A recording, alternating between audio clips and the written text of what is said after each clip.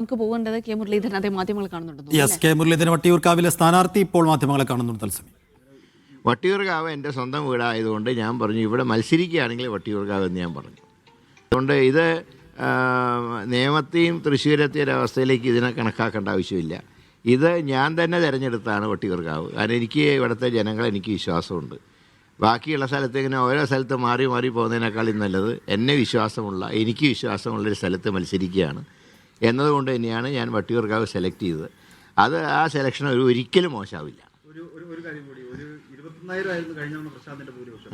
ഇത്തവണ UDF പ്രതീക്ഷിക്കുന്ന ഭൂരിപക്ഷം എത്രയാണ്? എത്ര സീറ്റിൽ UDF അധികാരത്തിൽ വരുന്നത്? ഞങ്ങൾ ഇപ്പോഴും 100 എന്നുള്ള നമ്പറിൽ തന്നെ ഞങ്ങൾ ഉറച്ചു നിൽക്കുകയാണ്. വട്ടിയൂർക്കാവിൽ 5,000-നും 10,000-നും മതിയായിരിക്കും ഭൂരിപക്ഷം.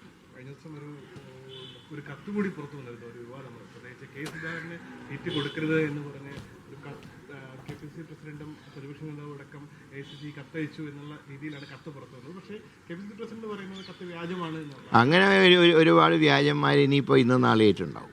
അതിനാ രീതിയിൽ കൂട്ടിയാൽ മതി. പക്ഷേ ഇപ്പോൾ ഞങ്ങൾക്ക് ഇപ്പോൾ ഉണ്ടായൊരു ഇലക്ഷൻ വർക്കിൽ ഞങ്ങൾക്ക് കാണാൻ കഴിഞ്ഞൊരു കാര്യം, നമ്മുടെ കുട്ടികൾ പലരും പുറത്തേക്ക് പോകുന്നു കേരളത്തിൽ നിന്ന്.